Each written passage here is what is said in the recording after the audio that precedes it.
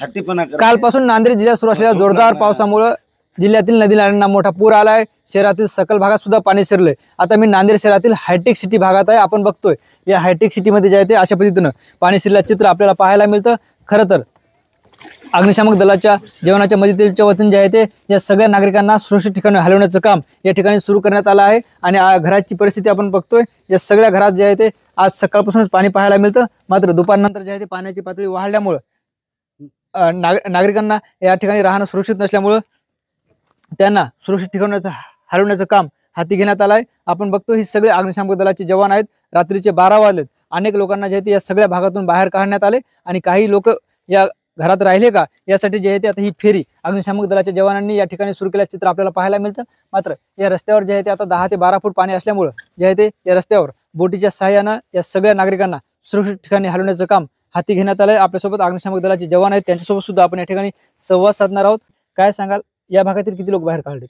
आम्हाला 9:30 वाजता कॉल आला। 9:30 वाजता कॉल आल्यानंतर मी माझ्या टीमला घेऊन बोटीसह इथं हजर झालो। आतापर्यंत आम्ही 25 लोकांचं रेस्क्यू केलेलं आहे। आता आम्ही मध्ये राऊंड मारून कोणी राहिलेले आहेत का याची खात्री करत आहोत। मेगाफोनून आम्ही नागरिकांना आवाहन करत आहोत।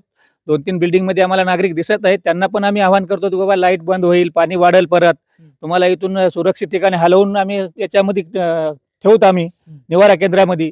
पण ते काही हट्टी नागरिक आहेत, ते यायला तयार नाहीत। आम्ही आमच्या वरच्या मजल्यावर सेफ आहोत असं त्यांचं म्हणणं आहे। पण त्या नागरिकांनी तसं न राहता आमच्यासोबत यावं, सेफ ठिकाणी तुम्ही जावं असं आम्ही त्यांना हे करत आहोत। पण ते नागरिक यायला तयार नाहीत। आज आम्ही सकाळपासून सरावस्ती नगर, खडकपुरा, समीराबाग या ठिकाणून आतापर्यंत 22 लोकांना आम्ही तिकडल्या पण रेस्क्यू केलेलं आहे आणि हे 25 असे एवढे आम्ही एकंदरीत दिवसभरापासून रेस्क्यू केलेले आहेत। आणि रात्रीतून कुठे जरी कॉल आला तर आमचे अग्निशमन विभागाचे रेस्क्यू टीम सज्जच राहणार आहे। निश्चित आपण बघतोय सातत्याने जे आहे ते मेगाफोनच्या माध्यमातून या सगळ्या नागरिकांना जे आहे ते अनाउन्सिंग केली जाते।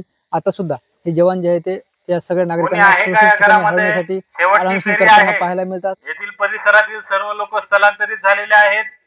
आपण जर असाल तर बाहेर या, तुम्हाला सुरक्षित बाहेर काढण्यासाठी अग्निशमन टीम बोट घेऊन आलेली आहे। असेल तर रिप्लाय द्या, बाहेर या तुम्ही।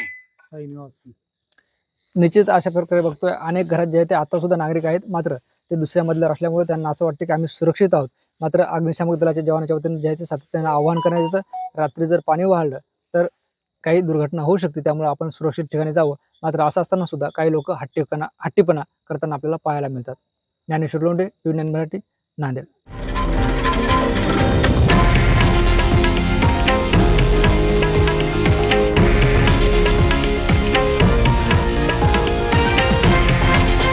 हे आहे देशातील नंबर 1 न्यूज नेटवर्क आणि आपण पाहत आहात TV9 मराठी, एकमेव।